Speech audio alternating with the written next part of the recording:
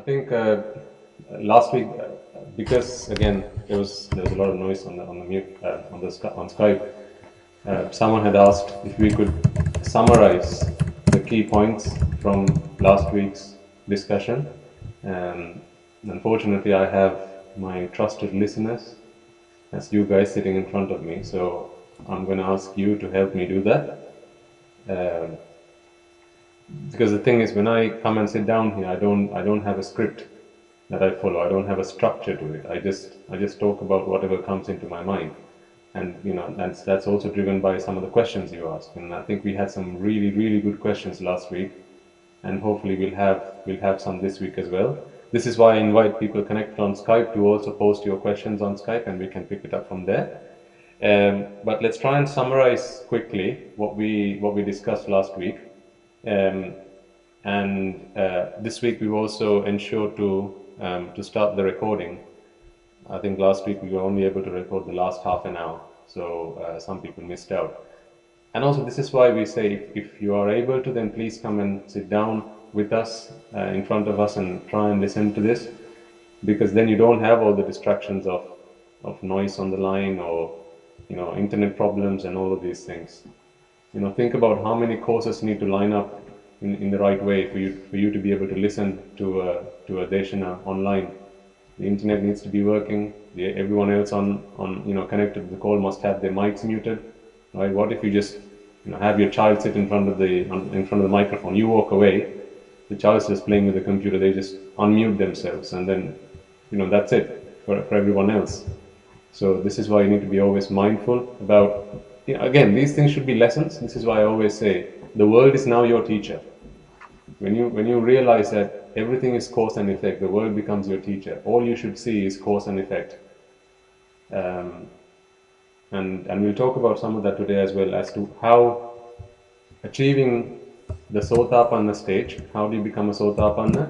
That's also a cause and effect process. And I think that was a question that we ended last week's discussion on. How do you become a Sòtapanna? And there have been a few requests online as well asking the same question. So it must be that there are a lot of people today who have the good fortune to hopefully understand what that means. How do you become a Sòtapanna, and then achieve that maybe today? Who knows, right? Because the thing is, normally when we start the early in the early stages of discussions, people generally ask questions about the world. What about the devas? How does the universe operate? But it's really great that young children these days, they ask questions like, how do I become a Sòtapanna? This is the kind of thing that we are really excited to talk about, because we can talk about the world and the universe forever and ever and ever. That's not going to help you attain Nibbàna. The only thing that's going to help you attain Nibbàna is to understand how do you become a Sòtapanna, how do you become a Sakudagami, how do you become an Anagami, how do you become an Arahat, and how do you end this rebirth cycle. That is what we're here to achieve, okay? Right, so let's try and summarize what we discussed last week. Can you remind me what that was? We defined the meaning of Buddha,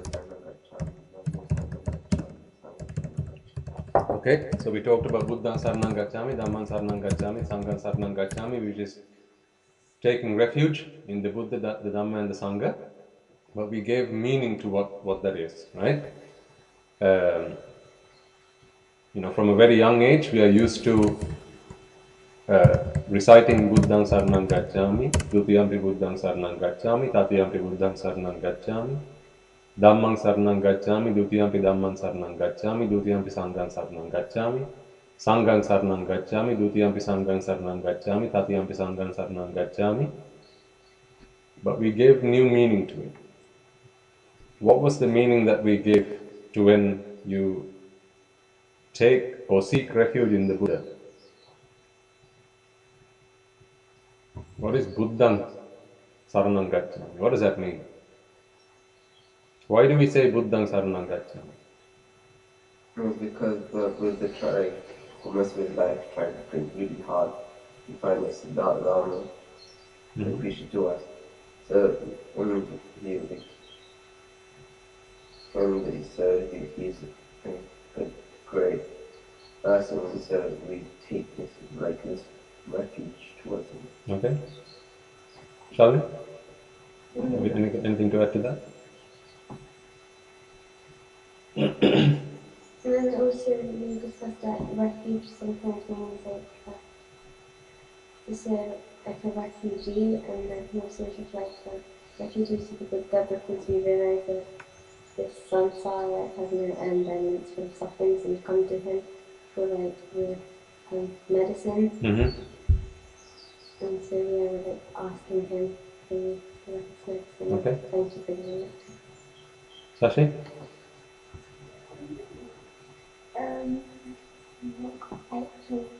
Not quite sure. Okay.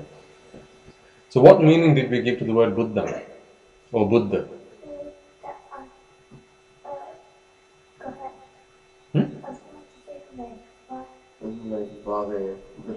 Yes. So Buddha is Buddha. That is Bhava Buddha. Okay. That is Bhavaya, which is this rebirth process of going through that takes us in sansara. Eka Buddha kalla dana kyanne, to remove it, pull it out from the soil, from the roots. Yeah, along with the roots. Because what happens if you leave roots in there? It'll grow again. It'll grow again. But if you remove it along with its roots, then that's it, right? It doesn't grow again. So the meaning that we gave to the word Buddha is Bhavaya Buddha. So that is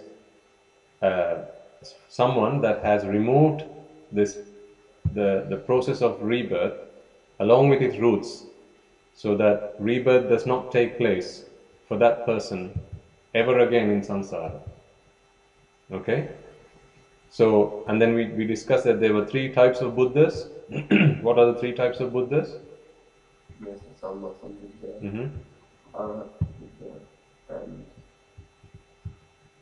the Buddha doesn't that becomes Buddha. Yeah, so the Pacceka Buddha. Okay? Now, so there's the Samma Sambuddha, there's the Arahata Buddha, and there's the Pacceka Buddha. So we discussed what the 3 types of Buddhas are. A Samma Sambuddha is someone who figures how do you do that by yourself. Okay? An Arahata Buddha is a disciple of that teaching, and then therefore follows the teaching of the Samma Sambuddha and becomes a Buddha. And the Pacceka Buddha is again someone who realizes it for themselves, but we discussed that a Pacceka Buddha is not able to give a discourse on that, to explain a path to someone so that someone else could attain and become an Arahata Buddha or even a Sòtapanna. Okay? So that's not possible because they've become a Pacceka Buddha in a way that does not follow the standard process for going, for eradicating this avidya tanha, right? So hopefully these things are being refreshed in your memory as we go through them. Now remember, the reason we talk about these things is not for you to memorize it. I'm not going to give you a test at the end of it and ask you, list the 3 types of Buddha. The only reason you need to understand these things is so that you can give meaning to what you do. Because I'm sure from an age when you could understand, your parents would have taken you to temples, would have asked you to sit in front of or stand in front of the Buddha statue and go Buddhan Saranan Gaccàmi. And you and I, we've all been doing this for a long time without really knowing what is it. Why am I wasting my time here? You asking me to say Buddhan Saranan Gaccàmi, what am I doing? I don't understand why. What is the Buddha going to give me? What's the Buddha ever given me? If I went and if I did that for 5 minutes every day, right? You do that for a week. How long is that? That's half an hour. Just more than half an hour, right? You do that over a month, that's 2 hours. Okay? Those 2 hours you could, and then over a year, if you are born a Buddhist, you would probably do this for the rest of your life, from the time that you can, begin to understand, at least recite the words clearly. So if you extrapolate that over the course of your lifetime, you probably have spent at least a year in front of the Buddha statue saying Buddhan Saranan Gaccàmi without really knowing what you're doing. Do you really want to waste a year of your life? We discussed how precious life is. Okay? We discussed how difficult it is to born a human being. to be born a human being. And then to waste a year of that is atrocious. So this is why when you do something, you need to understand why you're doing it. You clearly need to understand why you're doing it.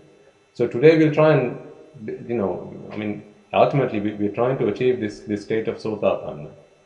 So again, we need to understand why we're trying to do that. Because it's only when you understand why, then you ask the question how. If you don't understand why, the question how is purely to attain knowledge. There's no, you can attain all the knowledge there is about the world, about the universe. But for what gain? If you're not doing anything with it, then what's the point? Along with your death, that just goes in, that just disappears. That knowledge is not to be, there's no use to it after that. So what's the point? You and I, we spend a lot of time deciding what subjects we want to do for our GCSEs, what subjects we want to do for our A-levels, what subjects we want to study at, what disciplines we want to study at university. Because we want to make sure that we know what we want to be doing in the future. Right? So some people say, from a very young age, I want to become this, I want to become that, I want to be an engineer, or a lawyer, or a doctor, a scientist, a mathematician, and then depending on what your goal is, you set your course in life. Now if you wanted to be a mathematician, and somehow you figured that actually studying music is not going to help me do that, unlikely that you're going to spend your time studying music. You may do it for fun, but what grades you get for that might not, you might not be so serious about it. But if you want to be a mathematician, what about if you started failing your maths tests at GCSE and A-levels? You're going to get worried. You're going to ask yourself the question, am I setting myself up to fail, or am I setting myself up in the right way? Am I doing all the right things I need to be doing to attain my goal? If I want to be a mathematician and I'm failing my GCSE maths exams, I'm doubtful that I'm going to get there. And the same process applies for attaining Nibbàna. You need to define what that goal is. If your aim is to become a Sòtapanna, why become a Sòtapanna? What do I need to... Then you ask the question, why? Okay, once you're very clear, why do I need to become a Sòtapanna? Then you understand, what do I need to do to become a Sòtapanna? Or how do I become a Sòtapanna? Because otherwise it's just knowledge. Okay? Knowledge for the sake of it means nothing. There's a saying that knowledge is power. Have you heard of that? I don't necessarily agree with that. What I do agree with, though, is knowledge put into action is power. If you have knowledge but you don't do anything with it, that's not power. That's just a tool set. That's just a toolkit. I've got a toolkit in my cupboard somewhere. What power is that giving me right now? Nothing, because I'm not using it. Yeah? So this is why, once you're very clear, why do you need to become Sòtapanna? Why do you need to attain Nibbàna? Then we need to ask the question, how? And then make sure your path is straight, you know what you're doing, and then you start walking on that path. Okay? So, Bhavaya Buddha is Buddha. There are 3 types of Buddha. And then we talked about Saranan. What does Saranan mean? Saranan. What does that mean? Sarana. What is Sarana? Again, I understand these are Sinhala words. We try to give meaning to them, so it's going to be difficult. Okay, for the first few times. Sara is Sarisarana. Sarisarana is to roam. Okay? Who roams? What's roaming? There's various types of roaming these days. You got international roaming. Well, okay, in any sense, what does roaming mean? You've got cattle that roam, right? They roam in grasslands. What do? What's roaming? What is roaming, Sashi? Okay. What is it to roam? I'm not talking about Rome in Italy. I'm talking about Rome. To roam is to walk around. Okay. Sometimes aimlessly. If you're going with a destination in mind, that's a journey. If you're just walking around, that's roaming. Okay, so when you're, so there's international roaming is something you have on phones these days. So if you're based in one country and you want to take your mobile phone to another country and use it there, you have to activate this thing called roaming that allows you to do that.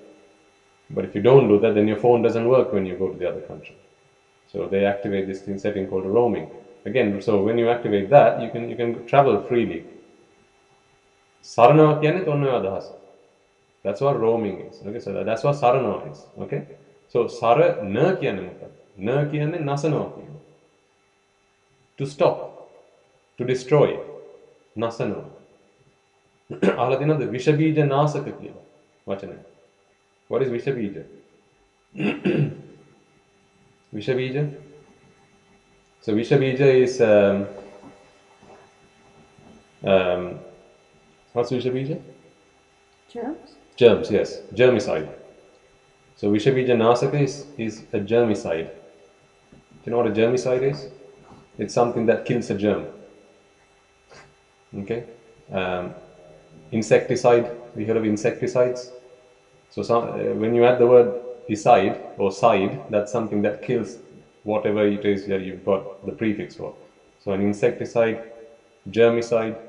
Okay. So nasaka is that meaning, side, as in to destroy, to stop. So to stop roaming is sarana.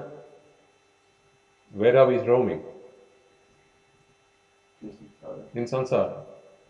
Okay? So etakota Buddhan Saranan kyanne mokada? What does that mean then? Buddha has stopped this samsara. Yes. But how does that help us? So Buddhan Saranan is, one meaning of that would be, the Buddha has done this. So what? How does that help me?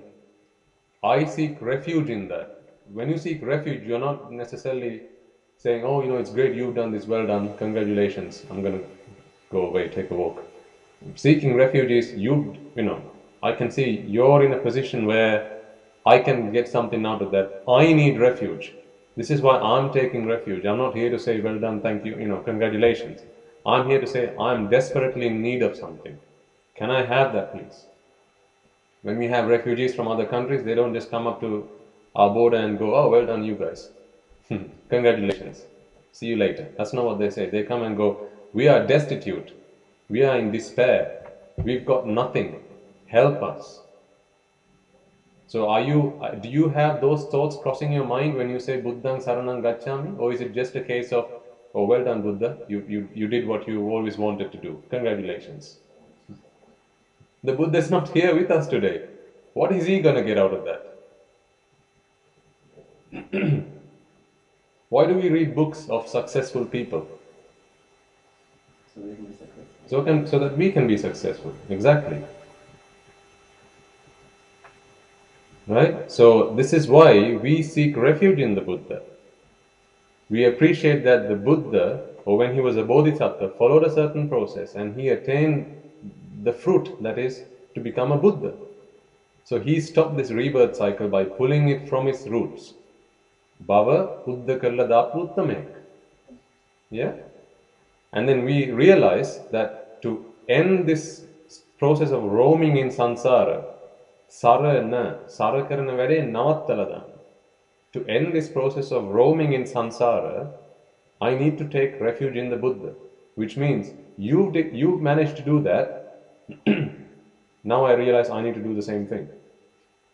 And that is why you say Buddhang Saranang Gaccàmi.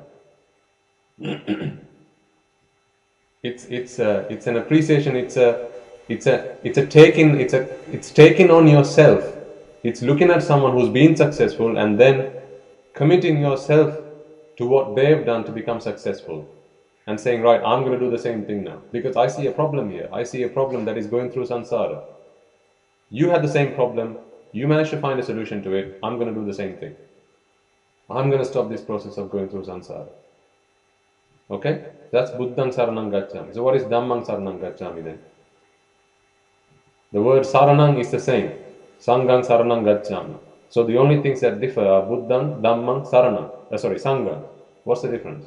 What is Dhammang Saranang Gaccàmi? The Buddha's teaching. The Buddha's teaching. Remember, we said first you need to understand what you need to do, what you need to do, then you understand how you need to do it. Okay? So, so when you realize, yeah, I need to stop this rebirth cycle, and to do that, I need to pull avidya, tanha, which is delusion and attachment, from its roots. That is what will enable me to become a Buddha. That is what the state of being a Buddha is. How do I do that? And that is what the Dhamma teaches you. Remember, the Buddha says, "Yo Dhammang passati, so mam passati." What does that mean? If you want to see the Buddha today, how would you see the Buddha? One of the greatest people in history. Yes. So he was one of the greatest people in history. But if you had no idea of, okay, let me put it this way. Someone comes to you and asks you, I hear, someone's told me about Einstein. Is it what? Einstein. Yeah, okay, Einstein, right. Whatever, I don't care what the name is. Apparently, he's done some great things. I'm not sure. I've just heard of this name. I wasn't even sure exactly what the name was, but thank you for clarifying that. Apparently, he's a great person. He's done lots of things. He's done a lot of service. Really? What has he done? Why should I care about what he's done, or what his teachings are, etc.? What would you do if you knew who Einstein was? Do you know who Einstein was, Sashi? Okay, he was. Okay, let's stick with Einstein. I think most people know Einstein, but we'll help Sashi understand who Einstein was. January, can you explain to Sashi who Einstein was? Einstein was a German scientist. He found the way to lost mass or some sort of like gravity. Yeah, he did. E equals mc squared. Right, she's going to understand that now, right? Okay, so Einstein was a German scientist. He was one of the greatest scientists ever. And to this day, when was he around? Okay, many years ago. Okay, and even to this day, we talk about things like gravity, which is how the worlds stay in the axis, and lots of things it's thanks to Einstein and what he contributed to society. So he taught us a lot of things about science, actually. Okay, he taught us how the world works. He went and discovered that, and he taught us how it works. And today we are grateful for that, and we learn about him when we go to school and college and university.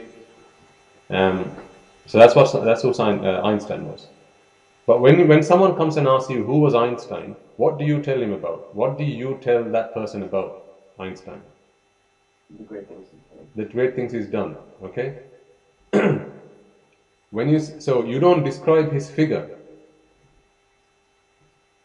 I mean, he had a funny haircut, which is one of his key characteristics when you see it as a figure. But when someone asks you why do you think that he's a great person, you don't tell them because he had he had a funny haircut. You tell him about the things he has done. You tell him about the service. You tell him about the service that he's rendered. The kind of thing, the experiments that he did, the things he found, and the things that he taught us, the science that he taught us that helps us live a comfortable life today. Okay, so likewise, if someone came and asked you, I hear someone called the Buddha. Why do you think he's a great person? Apparently he's a great person. Apparently, I don't know. Why do you think he's a great person? What would you say? When he stopped sansàra, and also he's helped people stop it with him. Yeah. So you would tell them about his teaching, because without the teaching, the Buddha is nothing.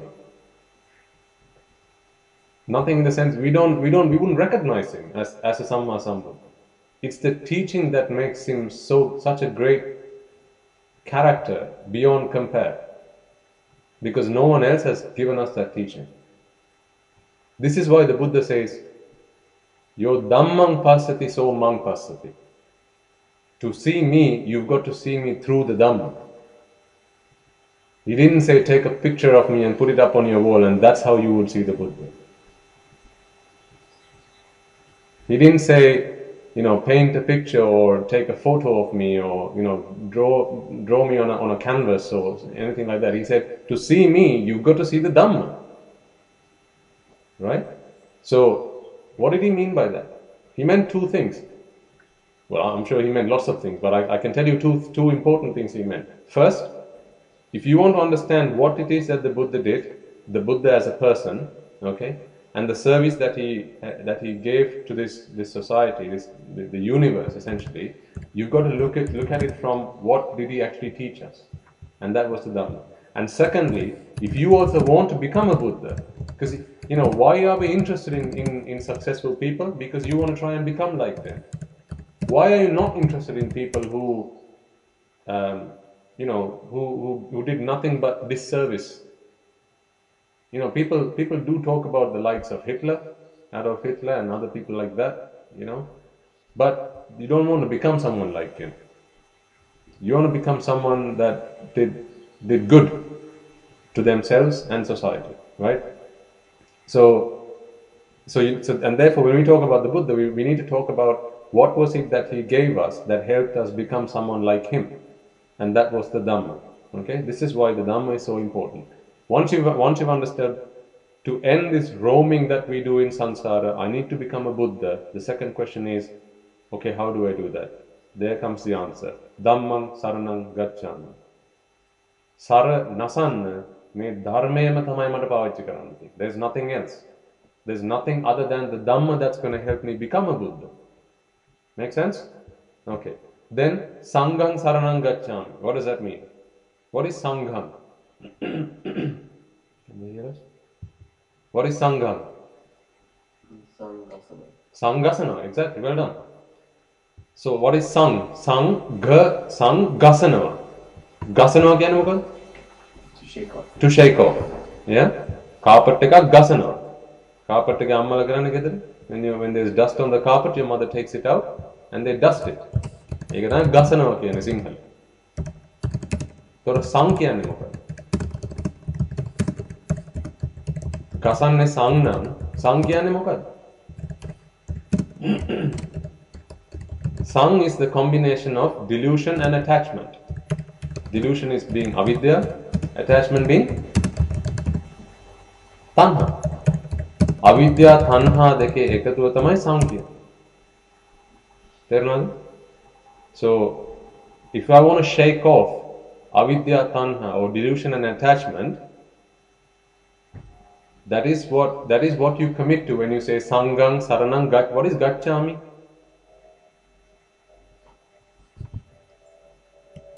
What is gaccāmi? Do you realize how important this discussion is? Because you've been saying this all your life. Think about how old you are. And you've been saying it for that long. Well, take away maybe 4 or 5 years, maybe 5-6 years, because you couldn't utter a word until you were that age. If you were a late starter, maybe take about 10 years off. Okay? But particularly if you are from a Buddhist background and knowing your parents, they will have, the first word they would have wished for you to have uttered is Buddhan. The first word they would have wished for you to have uttered would be Dhamman. The first word they would have wished for you to have uttered is Sangan, not oh. That's how committed and dedicated your parents are to this. That's their level of understanding. They want to end this rebirth cycle. So anyway, this is why this discussion is so important. And if you don't understand this now, you're still going to continue doing this. You're going to continue doing this until, even on the deathbed. Usually what they do in Sri Lanka is they bring a Hamudruo onto your deathbed, in your last moments, and they get the Hamudru to preach Pirit, to recite Pirit. Pirit කියන එක දන්නවා? Okay? ඉතින් එතකොටත් මේ මනුස්සයා මොකද්ද කියන්නේ? අනේ හාමුදුරනේ බුද්ධං සරණං ගච්ඡාමි ධම්මං සරණං ගච්ඡාමි සංඝං සරණං ගච්ඡාමි කියලා තමයි පිරිත් අහන්න පටන් ගන්න. ඉතින් එදාටත් කියනෝනේ ඔක. ඒත් දන්නේ නැහැ මේකේ තේරුම. This is why it's so important. Okay? So what is sanghang? What is sang then? Combination of delusion and attachment. And we'll come to delusion and attachment because this is so important when we talk about how do you become a Sòtapanna. It is this delusion and attachment that takes us through sansara, like no other. We'll come back to that. But if you come to the strong determination, I need to dust this off, I need to get rid of this, I need to eradicate this delusion and attachment, that is what will help me, that is what I will do by practicing Dhamman, the Dhamma, therefore I can become a Buddha.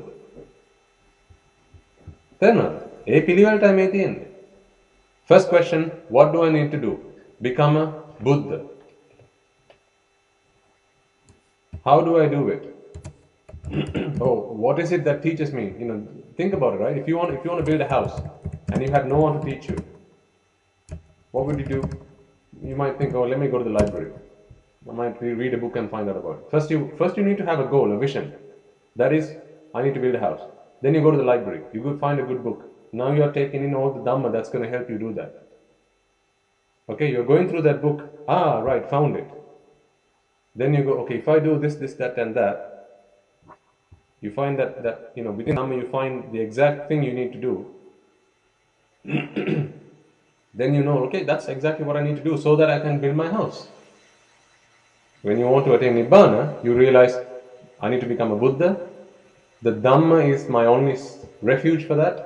There is nothing else that's going to help me do that. And then putting into practice the Dhamma, it will help me eradicate avidya trishna, which is delusion and attachment.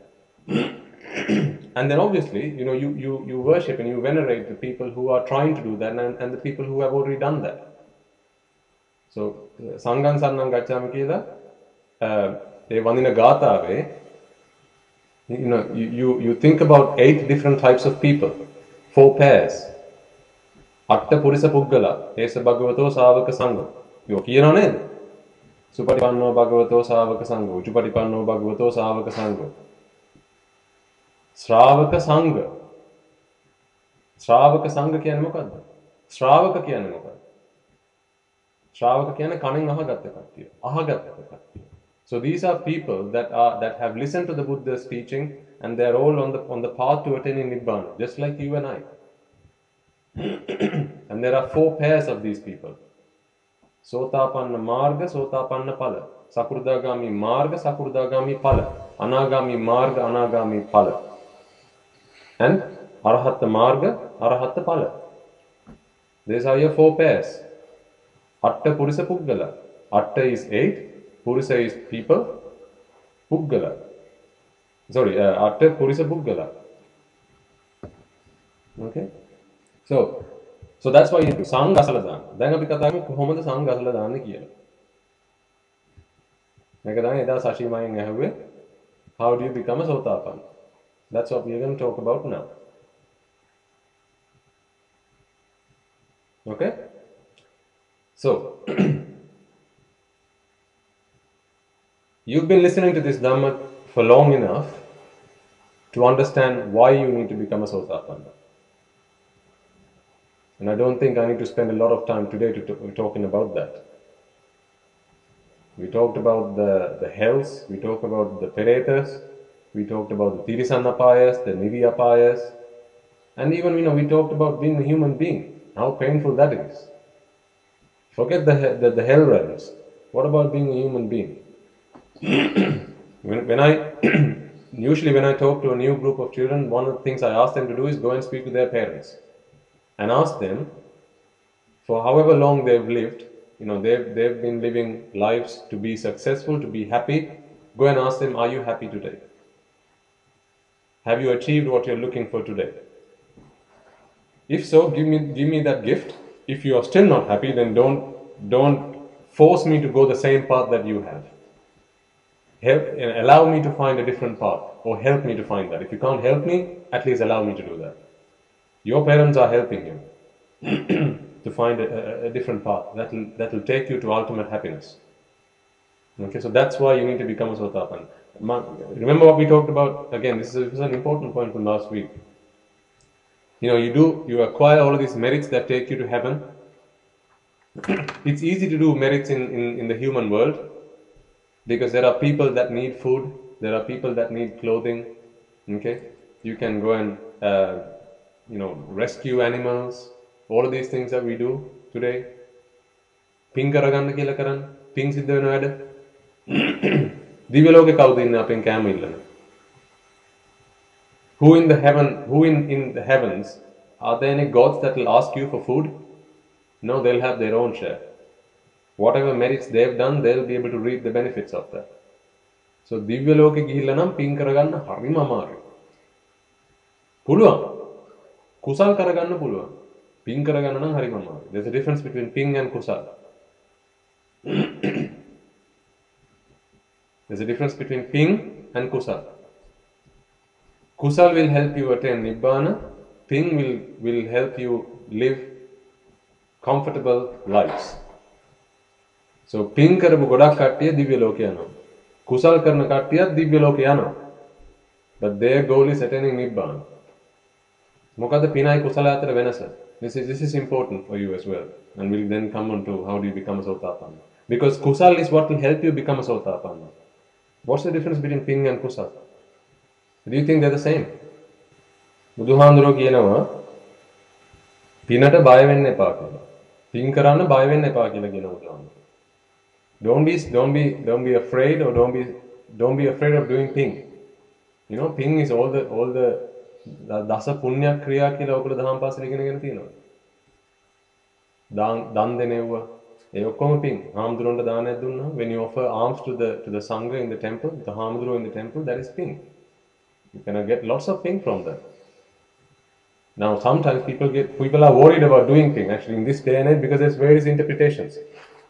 Some people think doing ping is going to take you through in sansàra. It's going to take you forward in sansàra. And this is important because people listen to the Dhamman and they go, I don't want to go through in sansàra. Mata sara nasannai ඕනේ.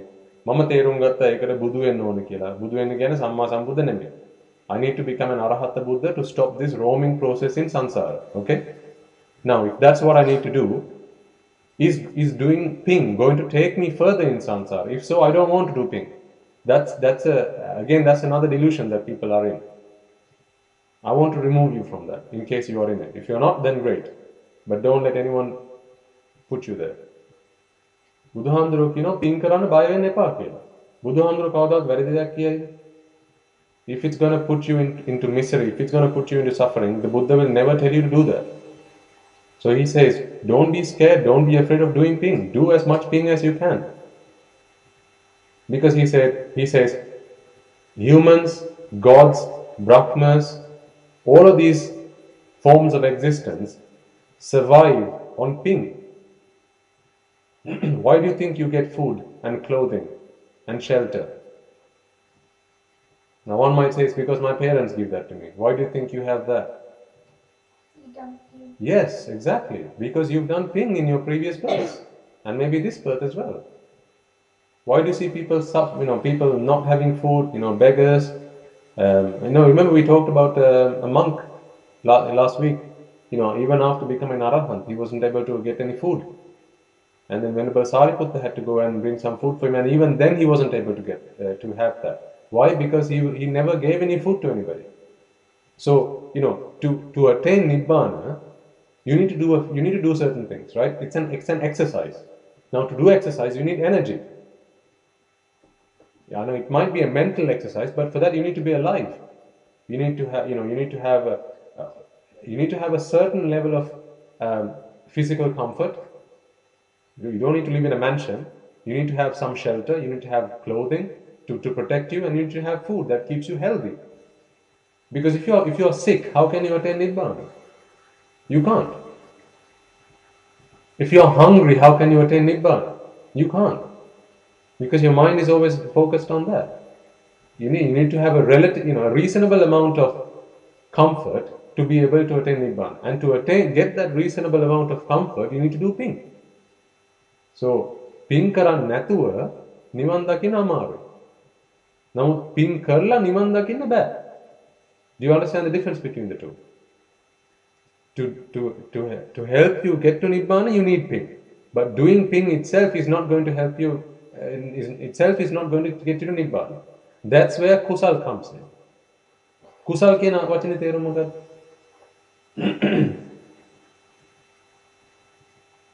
ඉස්සෙල්ලා ping කියන වචනේ තේරුම මොකක්ද? එතකොට ඔගේ වෙනස හොඳට තේරුම් ගන්න. What's the difference? What's ping and kusal? So ping is pinavima. What is pinavima? Pinavima is to make you happy. This is another singular word, pinavima. Okay? රජතුමා ජනයාගේ පිනවීම උදෙසා ශාලාවක් කරවී. නැත්නම් මොකක් හරි දෙයක් හැදුවා. Again, the king, for the pleasure, for the happiness of the people living in the country, did this, did that. Pinavima can to make people happy, to make yourself happy. So to be happy, you need ping. It's a ping that you've done that will give you that. What is kusal? Kunu kiyane monawada? Dirt. That is ku. Kunu kiyane eva. Kusal. Kusal kiyane ken ku kiyane dirt. Salanawa kiyane mokada? Sala harinawa kiyane. To let go. To remove. Sala harinawa. So ku sal kiyane mokada? Kunu sala harinawa. So to remove dirt. What dirt are we talking about? Are we talking about getting in the shower? What dirt are we talking about? Raga, Dvesha, Moha. Raga, Dvesha, Moha kiyana kunu, the dirt that is raga, which is lust. And it's not necessarily sexual lust, any kind of lust this is, right?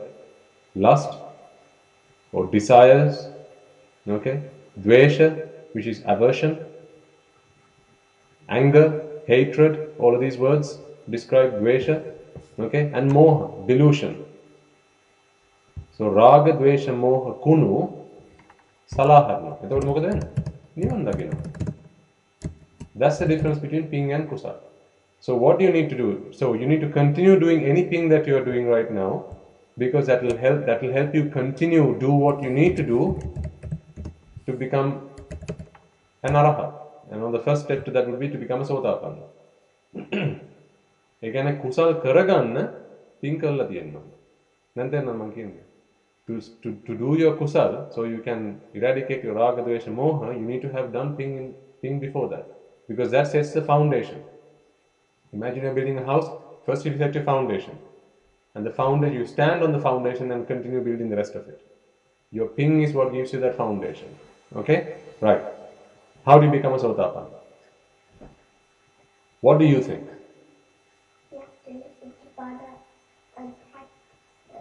Well done, Sachin. That's the answer I gave you last week, and you remembered that. Well done. I'm very impressed. So what kind of bana? Let's define our goal. Why do you want to? Okay. Now, when I ask you this question, why do you want to become a Sòtapanna? I'm not asking you why do you not want to go in sansàra, because we've discussed that. Okay. We've identified that attaining Nibbàna is what we need to do. What is Nibbàna? Or Nirvana? What is Nirvana? It's not the band. Some people tell me it's the music band. Nirvana. Have you heard of that? Apparently there's a band called Nirvana. This is the thing, these days you try and teach the Dhamma to young people, and they, you talk Nirvana and they're thinking rock bands. This is what's happened to the Dhamma. So this is why you need to be very careful. Okay? Anyway, you and I, we understand what Nirvana is. We're talking in the Buddhist, from a Buddhist perspective. What is Nirvana then? What is Nirvana? What is Nibbàna? What is that?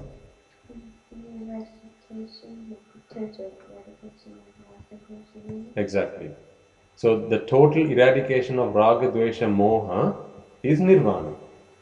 Is it a place somewhere that exists? Is it a place that exists somewhere? Can you get on a plane and travel to Nirvana? Is that somewhere that gives you a visa and you on your passport you get? Can I go to Nirvana? The flight starts boarding in half an hour. Is it that kind of place? No, it's not that kind of place. How do you know when someone's attained Nirvana?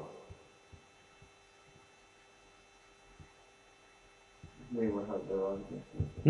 They won't have raga, dvesha, moha. They won't have any raga, dvesha, moha. So who's going to know that? Can you look at someone and go, you have attained Nirvana? Can you, Sashi? No. Why is that?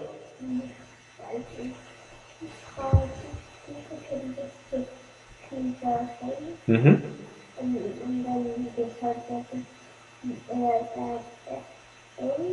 Say again, sorry? If you look at that it's there, Yeah. they could just change like things like Yeah. stuff like and then it will be cheating. It would be cheating, yes. They can put up appearances. Okay. Okay, so what kind of face is the face of someone that has attained Nirvana then?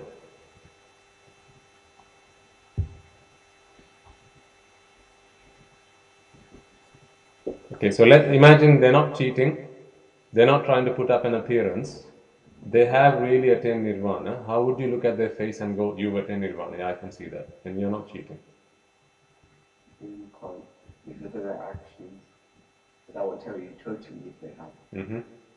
But only them themselves can tell that they themselves are. Absolutely, yes. So, there are two people that can tell whether you have attained Nirvana. Who's one of them? Yourself. And the second? The Buddha. Only two people can say for definite whether you have attained Nirvana. Yourself and the Samma Sambuddha. Okay? Now the reason for that, the reason I'm stressing this point is because you need to understand exactly what attaining Nirvana is and what it's not. Because if you don't spend time clearly defining what your goal is, imagine you're an architect, you're building a house. You need to be 100% clear on all the details of your house before you start building it. Otherwise, you put your foundation, you put your windows, and then you realize the frames are not big enough. Then you have to go back to the drawing board. And that is very painful. And we don't have the time for that. Remember that I gave you that metaphor. You have this water that's dripping every second. There's a drop of water that's dripping every second. Did I talk to you about that? No? Imagine there was some kind of pond, a small pond, okay? Or, imagine actually you held your hands together and you put some water into it. Now you've got this water in the palms of your hand and you've got your hands together like this. Okay, and every few seconds there's a drop of water that's dripping. Because no matter how tight you hold it, there are gaps between your fingers and there's water dripping every few seconds. Your life is like that. There's a finite amount of time you've come to spend in this world. What does finite mean? It's limited. It's not infinite. It's not infinite. You don't have forever. You have a very limited... The moment you're born, if your mother could look into the future, she will say, you're going to die on this day. With every birth comes death. So you and I, we are all going to die one day. It's just how we are going to die and the day we are going to die, that differs for each of us. But we're all going to die. Okay, so there's a drop of water that's dripping from this. Tick, tick, tick, tick. Okay, and with our understanding of the Dhamma, before you had any understanding of the Dhamma, the water that's dripping from this is dirty water. It's water you get from sewers. Do you know what a sewer is, Sashi? What is a sewer, Janra? No, underground. Yeah. So when you flush your toilet, that water with all of the dirt in there goes into the sewers. So imagine you're holding some water from you got from the sewers in your hands. That is your life before you understand the Dhamma. Why? Because that's the kind of things we do. We kill, we steal, we lie, backbiting. You go and talk about someone behind their back and you say, this person said this about you. We start wars, we start fights. So it's dirty sewer water that you have in your hands. Before you understand the Dhamma, before you listen to the Dhamma. But with your understanding of the Dhamma, you start cleaning, you start purifying this water. First you take out all of the dirty bits. Kakka. අයින් කරනවා. හරි? ඒකේ තියෙන මැරිච්ච සත්තු එහෙම ඉන්නේ sewers වල. Dead animals, dead insects in sewers. I mean in Sri Lanka you see like dead dogs, dead cats. You know, they've got plenty of stray dogs and cats in Sri Lanka, right? You find them in sewers. So imagine you're holding water like that and you've got dead animals, dead insects in there. First you need to start removing them. Because you need to purify this water so you can drink it. You need to make use of your life on this planet. While you're doing that, someone comes and hits your hand. You know, from underneath or from top. Someone just, you know, in passing, just hit your hand. What happens then? Your hands move away and all the water falls down. That's the end of your life. And even when someone's listening, you know, so how careful do you need to be about it? You're always looking around. Is someone approaching me? You know, you're very precious about your life, and you have to be. But you're still holding dirty sewer water in your hands. By the same time, you're protecting this because you need to drink as well. You're thirsty. This is why while you're holding this, your thirst is what takes you in sansàra. Looking for something that's going to satisfy your thirst. Looking for something that's going to give you happiness. The thirst that you have, the burning sensation you have inside you, the fire that's burning inside you, you want something to put that out. So you're walking around looking for that. And people think it's out there. But everyone's got this dirty sewer water in their hands. You walk to the other person and go, "Can I have some water, please?" They go, "Yeah, I've got some water here." But that's the dirty sewer water. Yeah, just like yours. I can't drink that. Yeah, I know. So this is why I'm looking for some as well. And people go around talking to other people, looking for clean water to drink, when they don't realize they could do it themselves with the water that they have in their palms. So picture this. When before you do something bad, if you think about lying to your parents or anyone else for that matter, if you think about stealing something that doesn't, obviously, something that doesn't belong to you, that's when it's stealing. If you think about squashing an ant or a mosquito because you think that's annoying me, a fly, you're fortunate you don't have those things in this country, but in Sri Lanka there's plenty, they're plentiful. And so people don't think twice before they do that.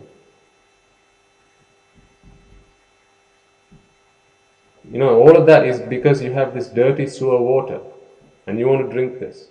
You can't, because it's going to kill you. The moment you drink it, it's going to kill you. It's that dirty. It's got bacteria, it's got viruses in there, it's got insects, it's just, you wouldn't go and take some water from the sewer and drink it now, right? Would you? No. This is why you need to clean this. So how do you clean this? Pink Enamel. Yes. So Pink Enamel, it's like you add some chemical to this.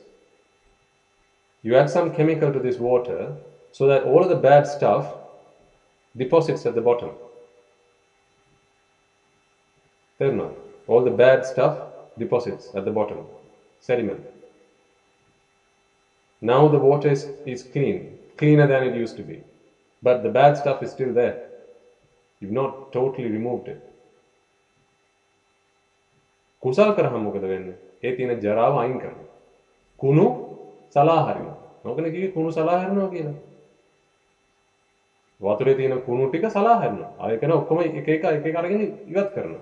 You throw it out, all the dirt that's in the water. පිනවනවා කියන්නේ අර වතුර ටික පොඩ්ඩක් සුද්ධ කරලා ගන්නවා පොඩ්ඩක් බොන්න පුළුවන්. So පින තියෙන තාක්කල් you can drink it. But as soon as someone comes along, they say something to anger you, they show you something and that ignites lust or raga inside you, what happens then? All the dirt inside, what happens to that? You remix it. It again mixes with all the water and now you can't drink it again. But what does listen to the Dhamma do? It helps you to kunu salaharim. One by one you remove the dirt from that. You start with the pieces of kakka inside there. You remove that. The big bits, you remove that. right? ඊට පස්සේ ඔය තියෙන කොළරොඩු එහෙම තියෙන, bits of leaves, small dead insects. You remove those things. Now as you continue to do that, your water start, before it was dark, brown, dirty, black water, and you wouldn't even think about drinking it. Now it's starting to go a little bit, maybe a bit more green than black or brown. And you're thinking, maybe. You can start seeing the algae inside it now. Before you couldn't even see that. One sip of that would poison you. But what do people do? They don't just drink it themselves, they go and offer it to other people as well. Oh, I've got some water, would you like some? And they offer it. One sip of that poisons you. It's toxic. මිනිස්සු තනියෙන් පව් කරන්නේ නැහැනේ. අනිත් අයට පව් කරන්න කියලා නේද මිනිස්සු පව් කරන්නේ. They don't go and, when they steal, they ask other people to come and be their accomplices. What are they doing? They're giving them some of their dirty water. Here, would you like some? And this is toxic. Toxic, why? This is what takes you to apayas. Okay? So you start cleaning this water. Now remember, while you're doing this, there's every drop, every moment, a few drops are still dripping. Even the dirty water. But before this water runs out, one sip of clean water is enough to cure you completely, your thirst. One sip of clean water. But this water is not clean yet. So you continue listening to the Dhamman. You remove all of the kusal, all of the kunu. Kunu tika okkama එක සලාහන. And one day, your water is pure. Crystal clean, pure water. Now you can drink it. And that's the day you become an arahant. Because all of the kunu, all of the dirt that's in there, you have removed it by listening to the Dhamman. By listening and practicing the Dhamman, like Sashi said. And then, whatever you have left, you offer to other people. Here's some clean water. Let go of what's in your hands, all that toxic water. You didn't realize that's going to kill you the moment you take a sip of it. Drink some of this. And you keep offering that to other people. So that they can do the same as well. So that they can stop this rebirth cycle. Okay? So whenever you think about doing something bad, before you go and start a fight with your siblings, with your parents, before you say something bad, think about, just imagine this. There's water dripping from what I have every second. What am I doing? What am I doing?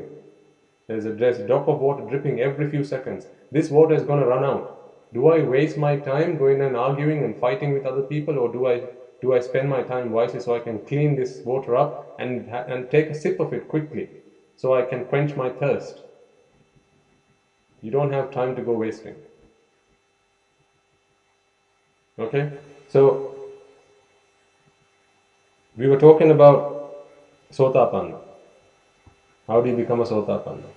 You understand why you need to become a Sòtapanna. And to become a Sòtapanna, Shami, you said it was to eradicate Raga, Dvesha, Moha. Now remember, and we said, how do you spot someone that has attained Nirvana? You can't see them from the outside. But you still need to go and listen to the Dhamman. This is why the Buddha says, so yo Dhamman pasti, so mam pasati.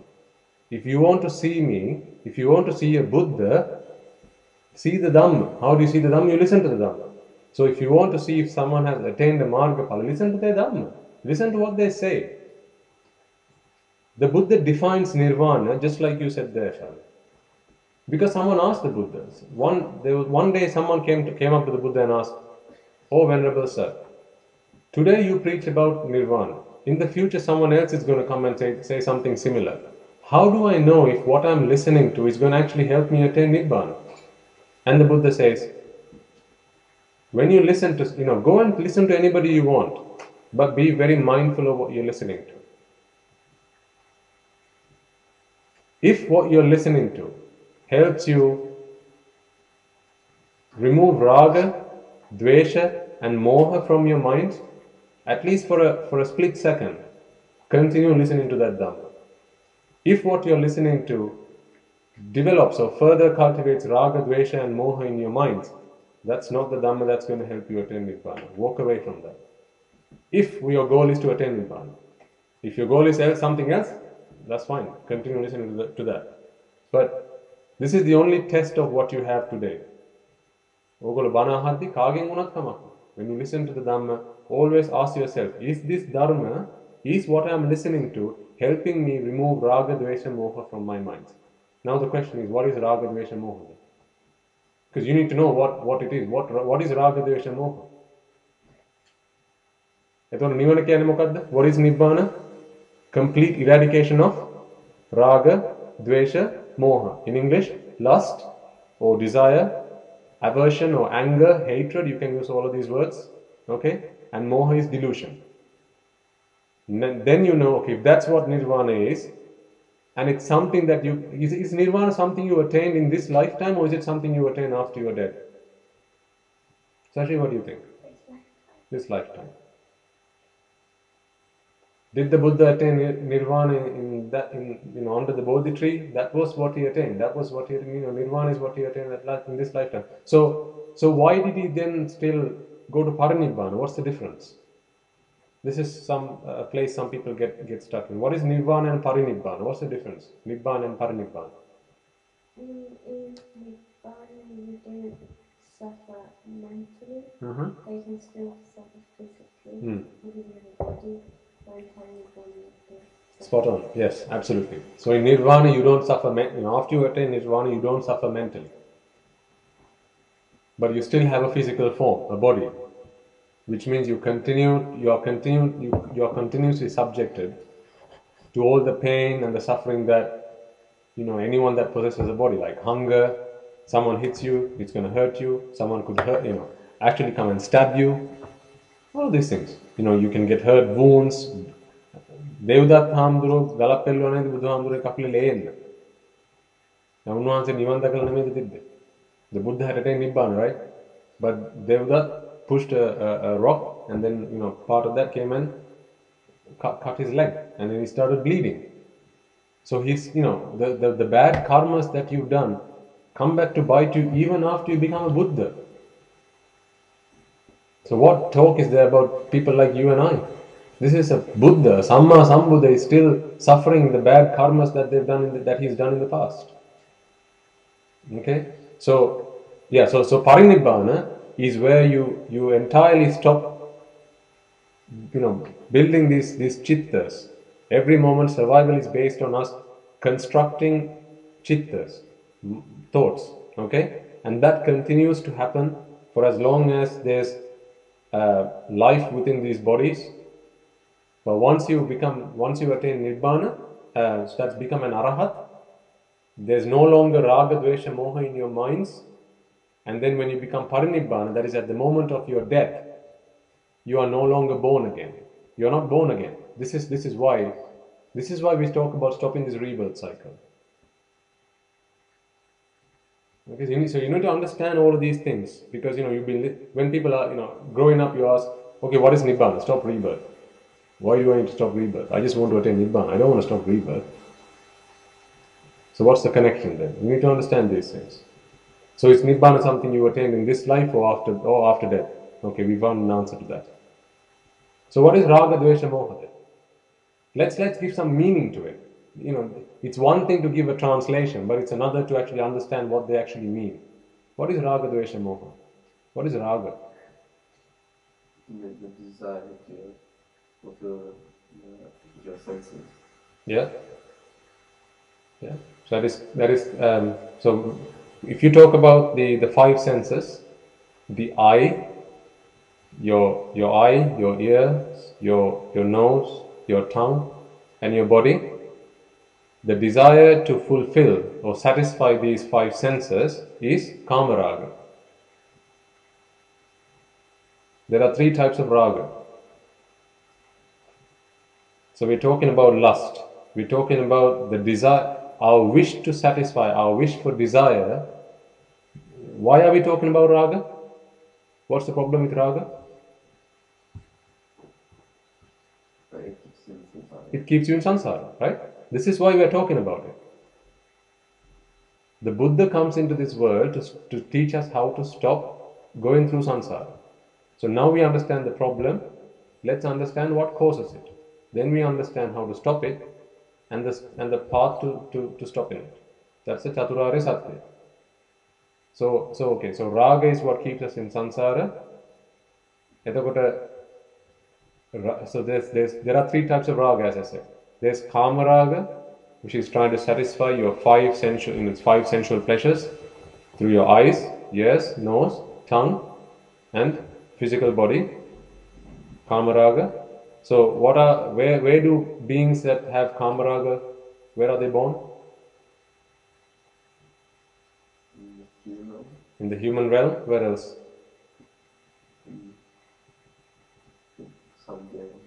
Yeah. In all of the Deva worlds, in fact. And the hells. So as long as you have kama raga within you, you will be born either in the heavens, in the human realm, or in the apaya. Okay? Now becoming a Sòtapanna will remove the apayas from that equation. And you'll only be born either in the human world or in the Deva worlds. Okay? So that's kama raga. What is rupa raga? What is rupa? Okay, what is kama? Sorry, what does kama mean? You know what raga is? Raga is lust, desire. What is kama raga? What is kama? No, that's karma. Karma is deeds. We're talking about karma. So karma, a loose translation into English could be sensual. Sensual pleasure, okay? So kama raga. But karma has a deeper meaning than that. There's an etymology to the word karma. How that word is constructed. Remember we talked about kunu, ka. This letter ka comes up a lot of times in Buddhism, in the Buddha's teaching. Ka, kusal. Okay? Ka ama, kama. Ka anta, kanta. කාන්තාව කියන්නේ කාටද? කාන්තාව කියන්නේ ගැහණු කට්ටියට. but ඒක වැරදි පාවිච්චි කරන වචන. In Sinhala, kanta is the word for a woman. But ka is dirt, the bad things. ඒකේ අන්තයට කියපු කට්ටිය තමයි කාන්තාව කියන්නේ. ka anta, අන්තය කියන්නේ the extreme. Then, but just because you have the body of a woman doesn't mean you are a kanta. Someone that has the body of a man can still be a kanta. Why? If they go to the extremes of doing the bad things, ka kila ivat karanna ona, ka kina kunu tika. The things that you need to get rid of, raga, dvesha, moha, dasa, akusal. ඔය ටිකේ අන්තයට කියපු කට්ටිය කවුරුලාද උපදින්නේ? ඒගොල්ලෝ තුල ඇති කරගන්නවා කාන්තා ගතිය. That's kanta. But just because you have a physical form of woman, that doesn't mean you're a kanta. You could be a pirimi, but have a physical form of a woman. Pirimi කියන්නේ? What is sara dharma? So sara dharma is, what is dharma? Sara dharma is virtues. If you fill yourself up, piri ini. Piri is to purona, is to full. Ima is to the brim. Okay? If you fill yourself up to the brim with virtues, you are a pirimi. Arahat වෙච්ච ගෑනු කට්ටිය නැද්ද? ඉන්නවනේ යශෝදරා මහරහතන් වහන්සේ. So when they become a maharahat, I mean, I am not there yet. So compared to her, I am not a pirimi. But that's not talking about what my physical form is. Okay? So anyway, we were talking about ka ama, kama. Kama කියන වචනේ තේරුම මොකක්ද? Ama කියන්නේ අමය. අමය is amurte. In English it's elixir. You heard of the word elixir? What is elixir? No. Okay. So elixir is what they Amurte is what they have, it's the food that they have in the heavens. It's the food that the gods consume. Generally talks, it's like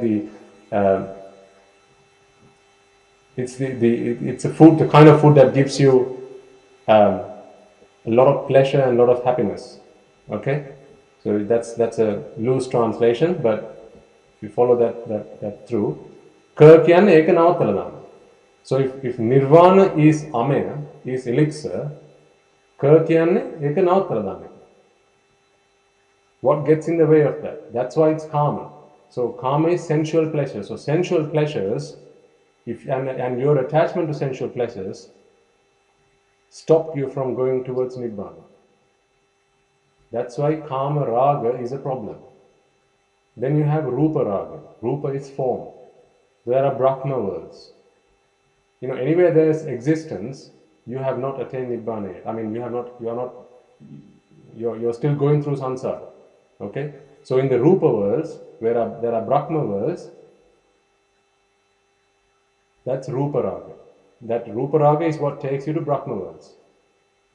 Certain types of Brahma worlds. Then there are another type of Brahma worlds called Arupa, where there is no form. So there's only a mind, but there's no physical form as such. There's Arupa Raga.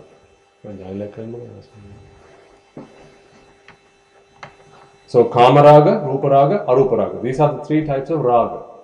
Okay? So Raga, the meaning of Raga is whatever that takes you through sansara, that keeps you attached. That is what Raga is. So what is Dvesha then? What is Dvesha? What's aversion?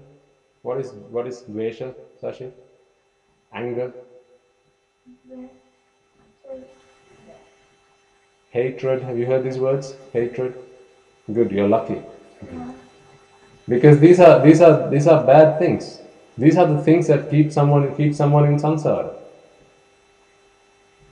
Aversion is when you have, so dvesha, the loose translation of dvesha, or the interpretation of that is, when you have an attachment to something and you get the opposite of that, that's aversion. You want something but you get something else. Now how do you feel about that? That's aversion. That's suffering that is caused within you. The problem is the dvesha.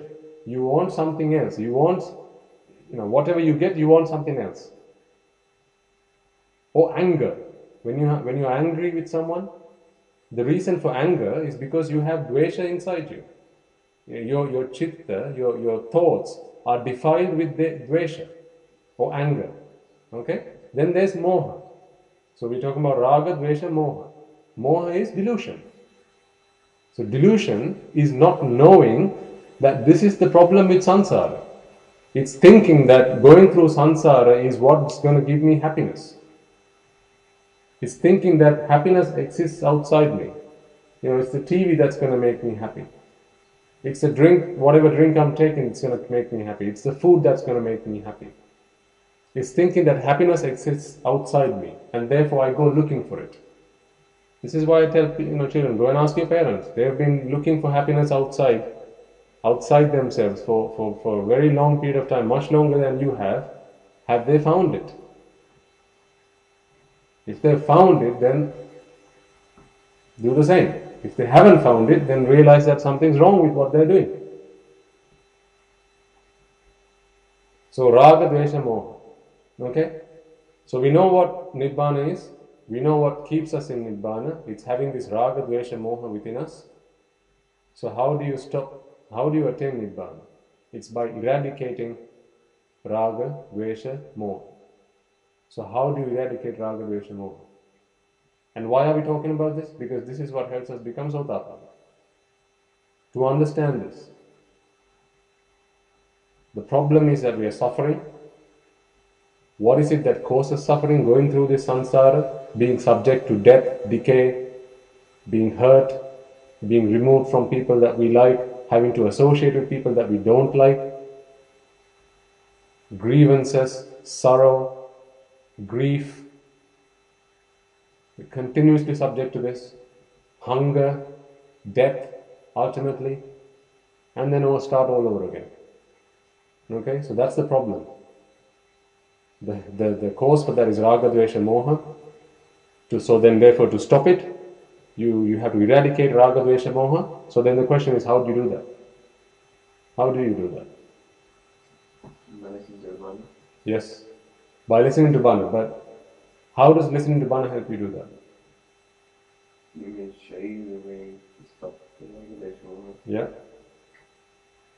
Listening to yourself would slowly decrease the regulation. Yes. So listening to Bana is going to help you. It's going to help you understand how you tackle raga, dvesha, moha. Raga, dvesha, moha are defilements that exist within us. Now we need to try and find a way to remove these. So we need to listen to the kind of Bana that helps us do that. So when you listen to Bana, what do you need to take from Bana? අපි දැන් හරි බණත් අහනවා කියලා. බණත් අහනවා. ඔයගොල්ලෝ කරනවනේ බණ අහන දැන් කාලෙක ඉඳන්. හරි? ඒ බණ අහලා මොකද්ද කරන්නේ? Yes. But how do you actually, what kind of Bana do you need to listen to? Okay, you're saying it's a kind of Bana that helps you remove raga, dvesha, moha. But what is that Bana? Yes. And what is that? So what is BuduBana? Nibbàna is sort of like the Bana that the Buddha taught. Yes. Which is? The Dhamman. The Dhamman, yeah. So what I'm trying to get to is, it's the Bana that helps you realize that the world, if our delusion is what takes us through sansàra, okay, it's the Bana that would help us come out of that delusion. So what is the delusion that we hold? That the world is Sara. Yes, that the world is Sarai. And what is Sarai? What's an English word for that, for people listening in? Essence. It's full of happiness, full of essence, right? It's full of hope, and there's happiness out there. And why do we think that is the case? Because we think the world is nitya, sukha, atta, subha. This is a key concept that we need to try and understand. This is why the Buddha says, no, the world is anicca, dukkha, anatta, asubhai.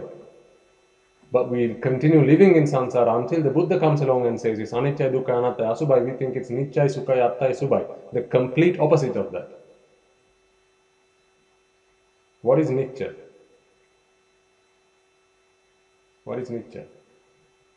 Okay, let me give you an example, right? Let's try and work this out from your own life experiences. Think of something that you really like. Maybe a favorite toy, maybe a favorite book, maybe a TV program, or a person that you like. What is it for you, Sashi? My favorite thing is the past. Is a person, right? Okay, good.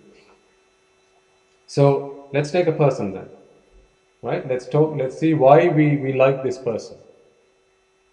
Why do we like this person? Now you don't need to tell me who that person is, but why do we like that person? Why do you like that person? Because she's clever. So do you like everyone that's clever? Not all the people. Some people are bad and they're clever. That's right. Some people are bad and then clever, but you don't like them, do you? Yeah. So there's more that you look for in this person than them being clever. There are other things that you look in them for. Looking for them. What else do you look in them that that is a reason for you to like them?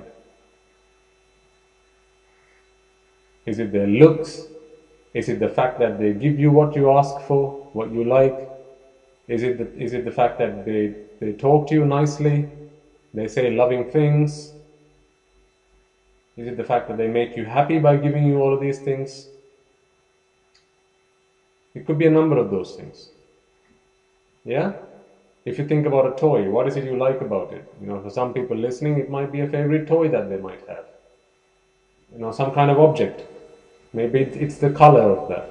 Maybe it's the fact that you can operate that with a remote control. Maybe it's some kind of toy like that.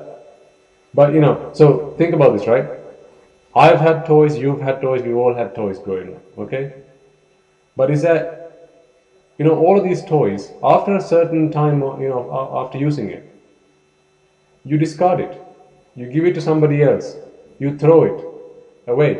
You don't think, sometimes you even forget about it. But when you first get it, there's nothing more precious to you than that toy. Some people don't even eat, sleep, drink, or study. They forget all of that because of this toy. For some people it might be a computer game, or their phone, the internet. Some people forget to eat, sleep, drink, shower. Why? There's nothing more important to them than that thing. And for some people it could be a book, could be a novel, Harry Potter, maybe, who knows?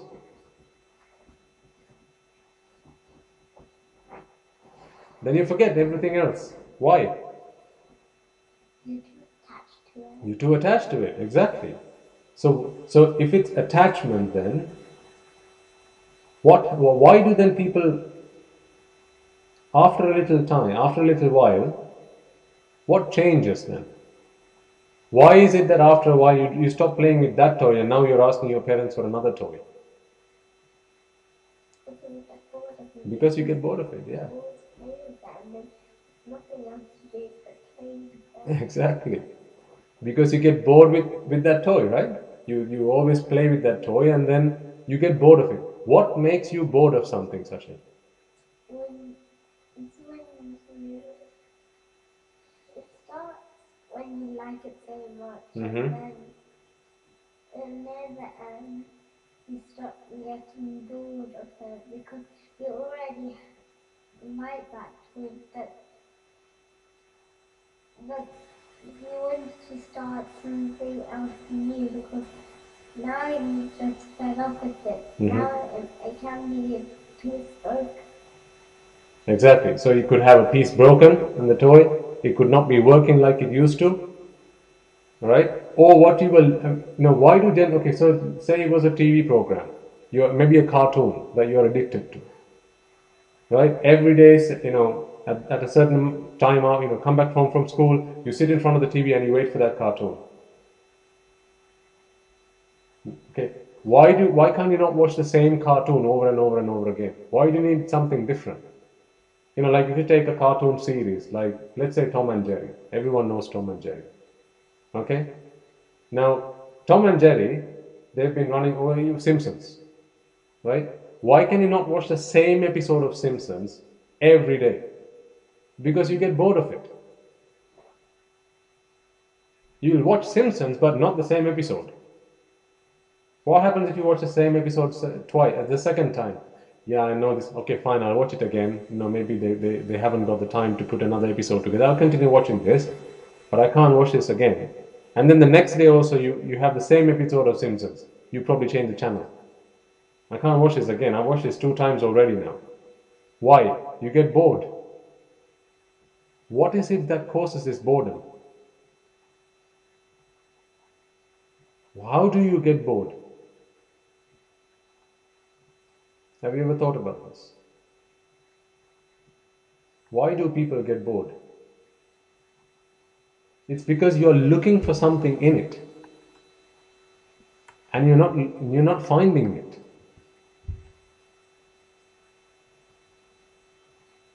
Imagine you were waiting for a friend. Okay, so say a friend says, Charlie, I'm going to come and see you at this time next Saturday. Make sure you're at home. I'll come and see you. Or say I'm going to meet you at the bus hold. Okay, be there. I'll come and see you. Now you go there. Exactly the right time. All prepared for your friend, and you wait. 5 minutes go by. 15 minutes go by. 45 minutes go by. An hour goes by. You're ringing them. They say, yeah, I'm almost there. Another hour goes by, and they're still not there. You walk away, wouldn't you? Or would you still be there like until the next day and you're like, it's fine, I'll wait for as long as you come. You'd walk away. They go, I'm really sorry, something happened last week, I'm going to come next week, I promise you. So you go the following week and you're still there at the bus stop. 10 minutes go by, 15 minutes go by, you're not going to wait any longer. You're going to go away. Why? Because you're waiting there looking for something, you're not getting what you're looking for, you look away, you walk away from that. This is why when you play with toys, you watch a book, you watch a cartoon, okay, you can't watch the same episode over and over and over again. You can't play with the same toy over and over and over and over again. You get bored of it. Why? Because what you're looking for does not exist in that object. What is it that you're looking for? You're looking for something that's going to make you happy. When you play with a toy, you're expecting this toy to make you happy. When you watch an episode of Simpsons, you're expecting that episode to make you happy. When you talk to a friend, you associate with someone, you're looking for them to make you happy. And when that doesn't happen, I've already watched this episode, I can't watch it again. Why? I can't find the happiness that I looked in this. So I know that for sure. But the new episode, yeah, I'll probably find it in the next episode.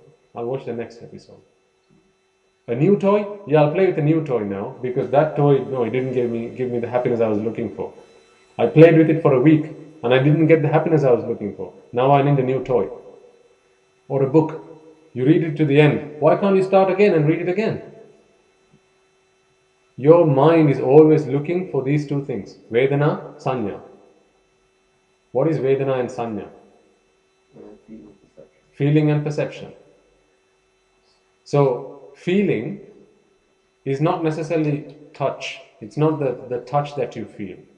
It's a feeling that something's going on. Okay? You're feeling that something's happening, something's going on. Your mind is always looking for that. Your mind is so restless, it's like a monkey. It can't wait in one place. It's always jumping here, there, everywhere. How long can you sit down, focus on one thing and not think about anything else? And this is what some types of meditation ask you to do. Focus your mind on something and just continue thinking about that. Unfortunately, that doesn't help you attain Nibbàna.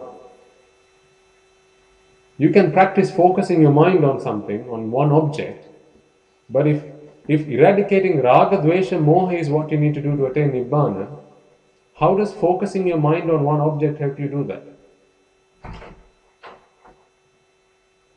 There's no logic in that.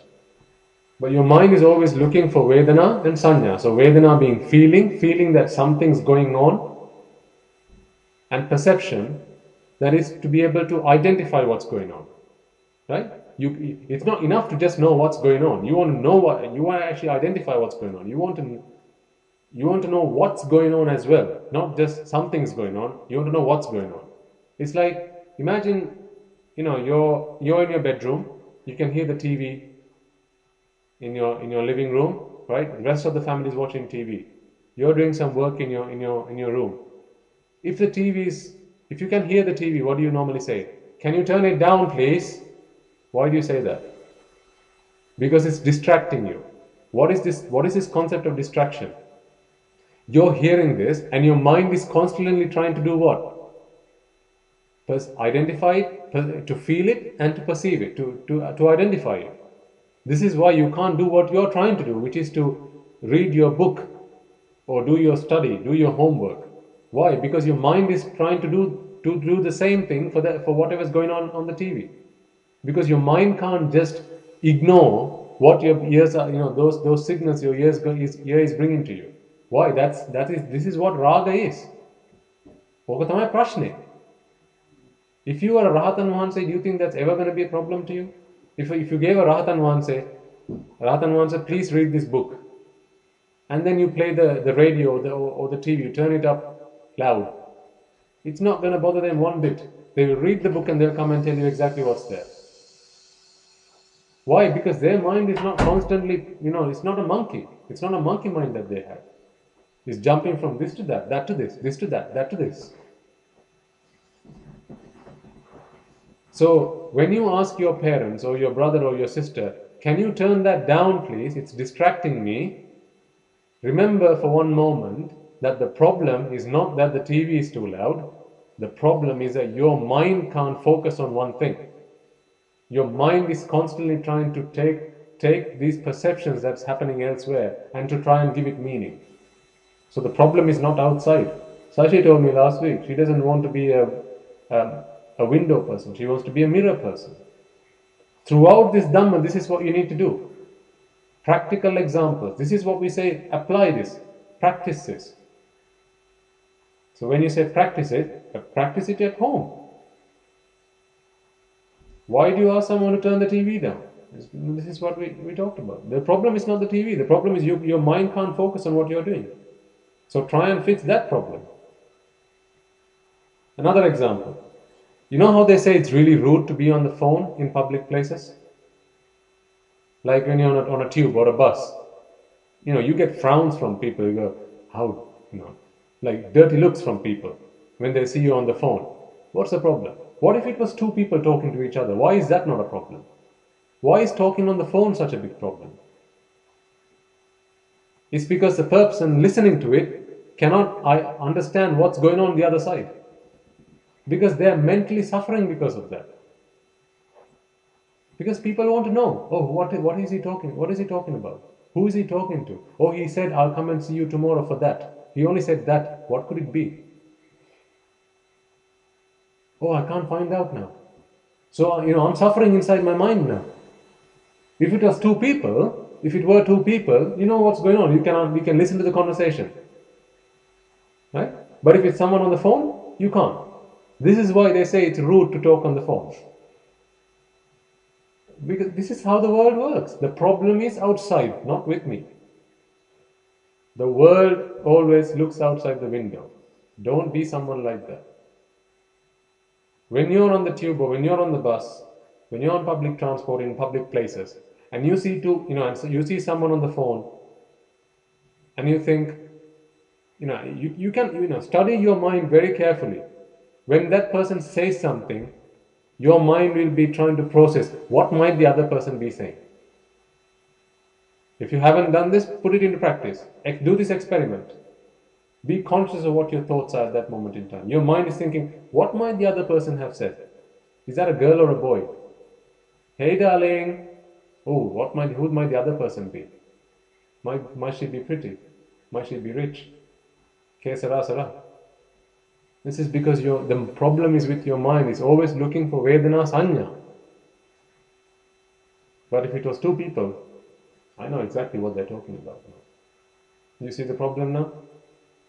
Right? So that is the raga that exists within the mind. The mind always wants to go and attach itself to somewhere and try to take this Vedana Sanya. Okay? So, when you understand that it's this process of raga, dvesha and moha that's taking me through sansara, you then ask yourself, how do I stop this? Because I don't want to go through this sansara. Then you think, okay, what is it that causes this raga, dvesha, moha? It's this delusion of Nitya, Sukha, Atta, Subha. Nitya is the belief that things are the way they are because I want them to be the way they are.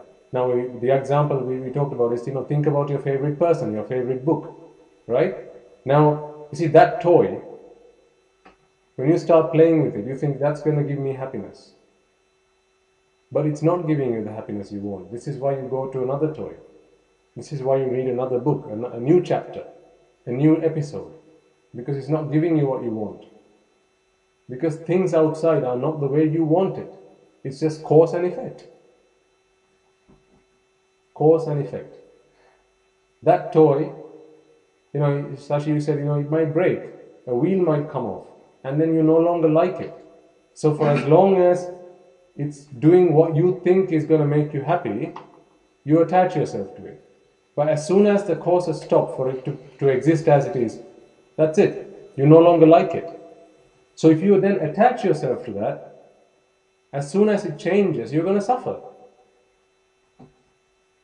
This is why the Buddha says attachment is what causes suffering. So the problem is not that it is the way it is. The problem is that you then go and attach yourself to it mentally. So with your understanding that anything that you see around you is cause and effect, you then come to the realization that, well, when the causes change, the effect changes. Okay? And therefore, what is the point in me attaching myself to something, thinking that it's forever going to be like that, when actually it's just a case of, for as long as the causes are like that, the effect is going to be that. As soon as that stops, I'm going to suffer. So why do I attach myself to something when I know it's going to cause me suffering? It's a very foolish thing to do. So this is something you need to practice at home then. Anything that you think, that thing gives me happiness. That toy gives me happiness. This person gives me happiness. Think about why is it. This is your exercise for this week. All right, your homework for this week. Anything that you think gives you happiness, whether it's a person, a book, a toy, or a TV program, a cartoon, whatever the case might be, think about why is it that I think this thing gives me happiness. And go beyond what you see on the outside. If it's a color, think about why is it that color gives me happiness. If it's the fact that the toy runs fast and it makes all of these nice sounds when it works, why is it that gives me happiness? Is it not because your mind is always looking for a change, for Vedana Sanya? Think about all the toys you've had in the past. Why is it those toys I don't use them now? Why do I keep looking for new toys? Why do I keep looking to read new books?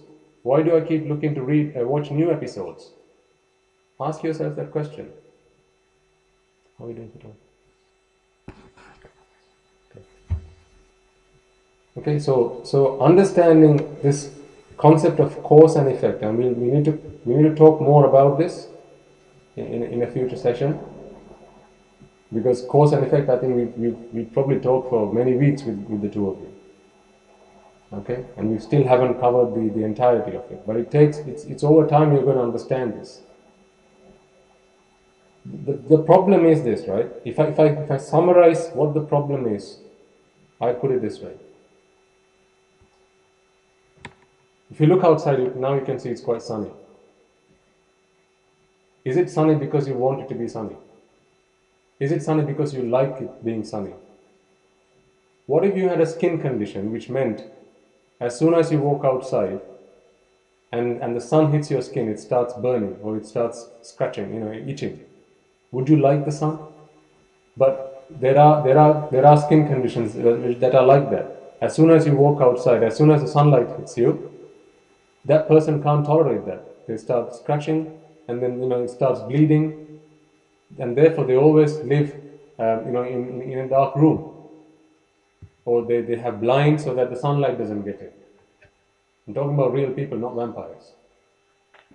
Okay, so if they don't like it, but you might like that it's sunlight out there, then clearly whether someone likes or doesn't like something has nothing to do with what the weather is outside, whether it's sunny or dark, or whether it's grey outside.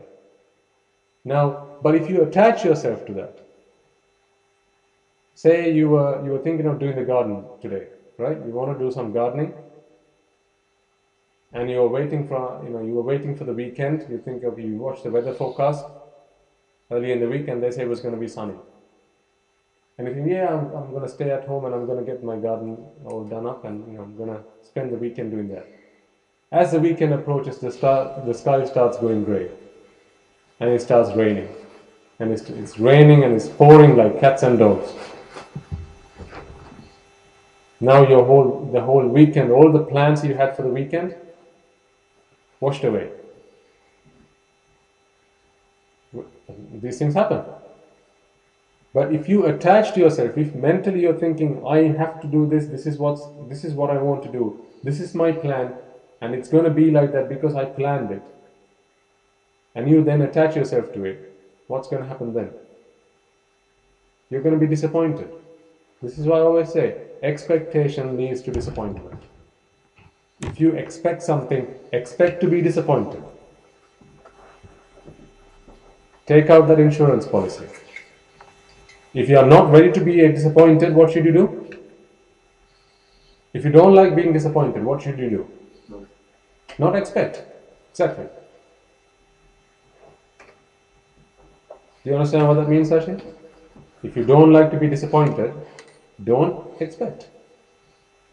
If you like some food and you want your mother to have cooked that for you when you get home today, what if she hasn't cooked that for you? You're going to be disappointed. So the only way to not be disappointed is not to expect that. But why do people expect? People expect because they think it's going to happen the way I want to. This is why people expect. But then when things don't happen the way they wanted, they are then disappointed. So the problem is not realizing that things will only happen a certain way if the conditions for that line up in a certain way. And people feel that they can influence all of that. But the reality is that you can't. And see, it's such a simple thing. So what about going through sansara? Do you like to go through sansara? Do you like to go to hell? But if the causes are there, if the conditions are there for you to go to hell, can you stop it? No. And this is why unless you become a Sòtapanna, the causes for you to go to sansara, the conditions that might take you to sansara have not been eradicated yet. You've got to do that. So whether you like it or not has nothing to do with it. This is the concept of anicca. Iccha is your liking, anicca is it's not the way you like. And if you set expectations, the result is suffering, disappointment. That is the dukkha that comes out of that. And then to continue doing that when you can see this is the process, is useless, hopeless, futile. This is what anatta is. And when you can see there's clearly a problem, why do you want to continue going through in samsara, repeating the same process? That is what asubha is. So understanding this, one then comes to the realization, I now begin to see the world as anicca. I now begin to see the world that, see, everything I see around me, I can see is just cause and effect. When causes change, the effect changes. Therefore, it's pointless in me attaching myself to the effects because it's only a result of the causes. And the less and less I do that, the less and less suffering is what I am destined for. Okay, so we'll continue from this point hopefully next week because there's a lot more that I want to talk about. But I don't want to drag this on so that, because you've taken on some really important points. And I want you to practice that at home. So what is the exercise for this week then? I always want to leave you every week with an exercise. What was last week's exercise? So every time, every day or every time you say BuduBana Gaccàmi, think about why we take refuge. Yes. So last week's exercise was about when you take refuge in the Buddha, Dhamma, Sangha, when you recite those gathas, Buddhan, Saranan, Dhamman, Saranan, Sangan, Saranan, Gaccàmi, think about what you're saying. Okay? So now ask yourselves, and I'm not going to ask you to put your hand up, whether you've done that. Remember, as Sashi said earlier, it's about listening to the Dhamma and practicing it. If you don't practice, you're not going to get the result. Knowledge is power is a lie. Knowledge put into practice is power. Knowledge put into action is power. You can read the Tripitaka and not do anything with it, and you will never attain Nibbàna. If you want to attain Nibbàna, you've not only got to listen to this, but you've got to practice it. Okay? So this is why I give you these exercises to do at home. So that next week when you come, we can continue from that point. Otherwise you come as a new student every day. And you will never move forward from there. Every day you'll be failing at the same hurdle. You don't want to be in the same class another year. So that was last week's exercise. If you haven't done that, remind yourselves why you need to practice it. So you have 2 pieces of homework this week. These things you have to do from that point every day. Once you understand why you seek refuge, you don't then stop the next week. Next time you say Buddhan Sannam Gaccàmi, you practice it again. Okay? But this week's exercise is this.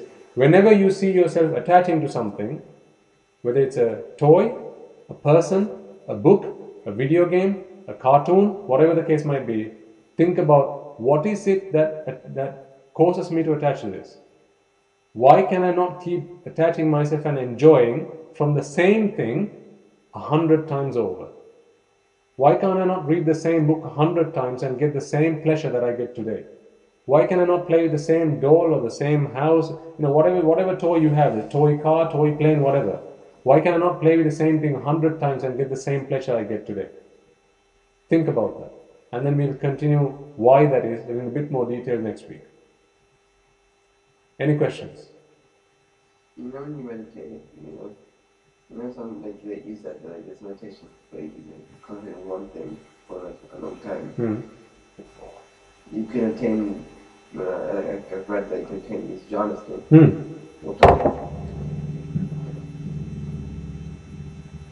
So you can attain jhana states when you focus your mind on one thing. So dhyana states allow you to do what we call it's like miracles, right? So when you focus your mind on one thing, what you're doing is you're trying to align your thoughts on one object. So normally your monkey mind is that your thoughts come from everywhere.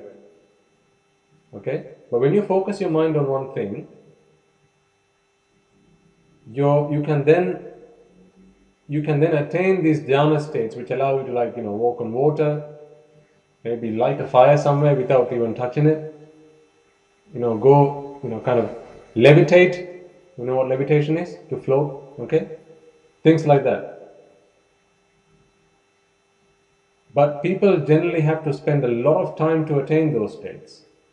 Sometimes many years, sometimes a lifetime. And some people wish to do that, and that's fine. But the thing is, to levitate, you just need a helicopter or an aircraft. You don't need to spend a whole lifetime. Now, I levitate now and I haven't done any dhyanas. I just get a flight ticket, a plane ticket. Or I can, you can go on these websites and you can, for I think about £45, you can buy half an hour in a helicopter. And I can levitate.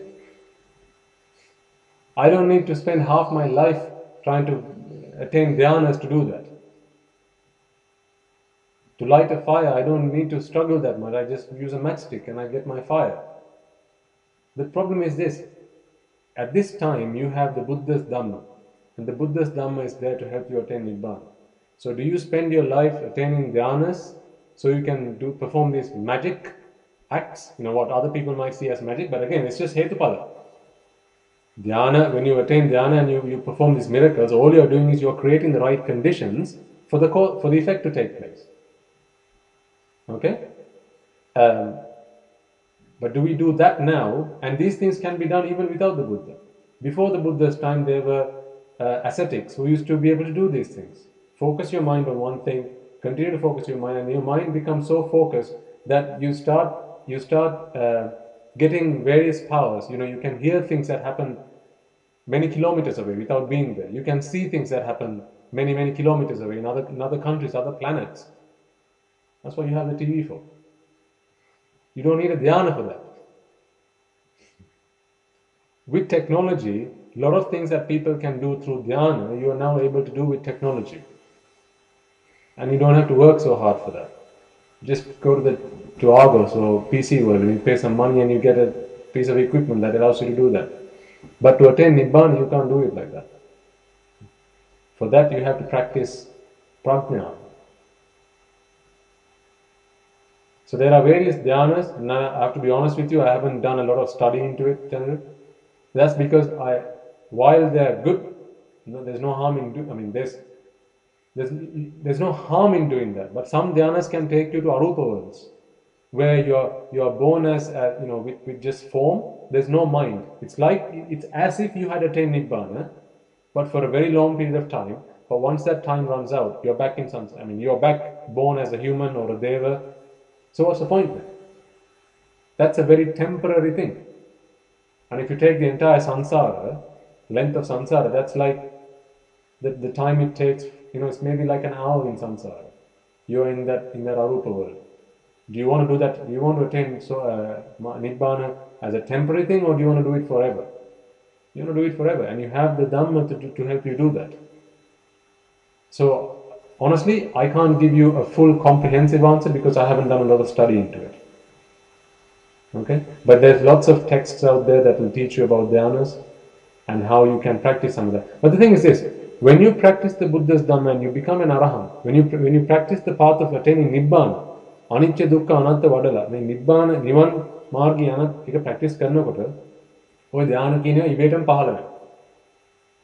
You will attain these powers that come through people that people have to work so hard to attain through dhyana meditation. Automatically, when you actually practice the path of going to Nibbàna. And one day when you become an Arahant, performing these miracles becomes a pain.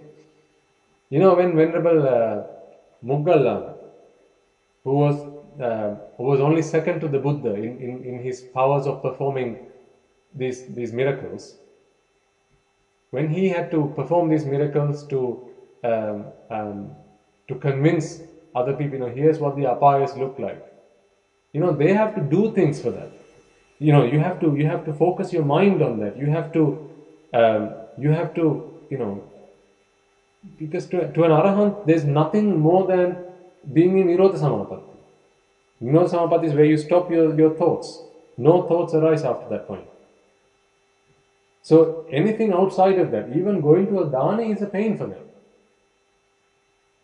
A pain as it's something that they have to engage in.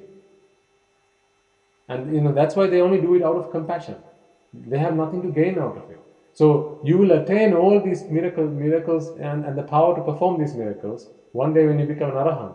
But on that day you'll be like, what a pain. You know, what's the point of these things anyway?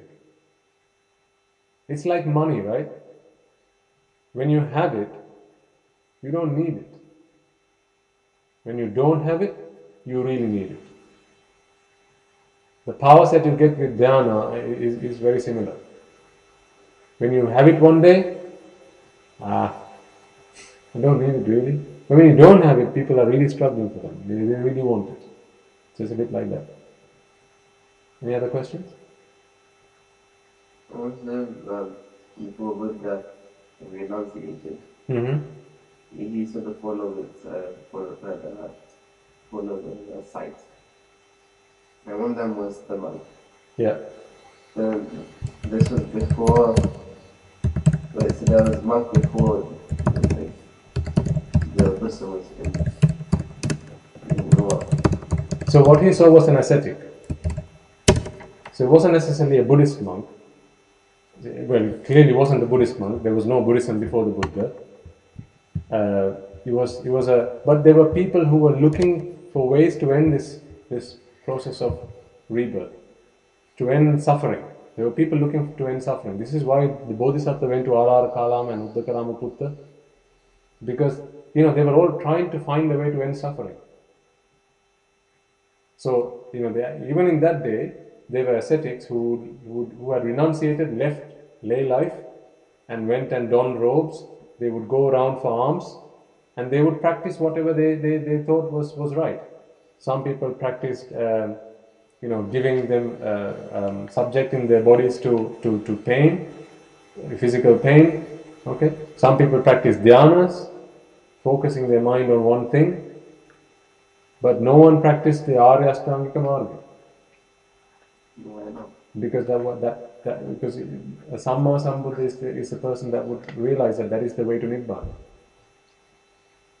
Because no one had figured what's the right path to Nibbàna. Everyone is looking for it. But the Samma Sambuddha was the only one that actually found it. And then he said, I have now found the path. Listen, practice, and attain the same food that I have. But everyone is looking for it.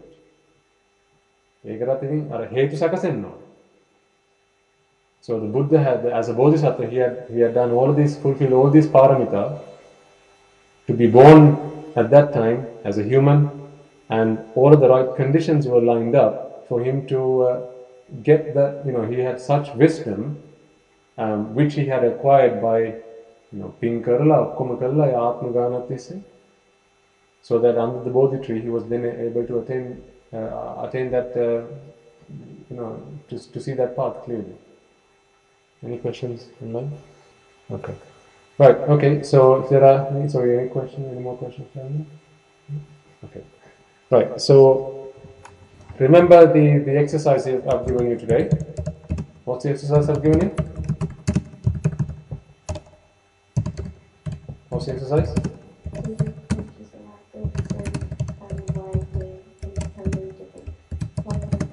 Yes, exactly. To try and analyze why is it that I'm attached to something? What causes that attachment? And then next week when we meet, we can try and continue from that point. Okay? Everyone's at night.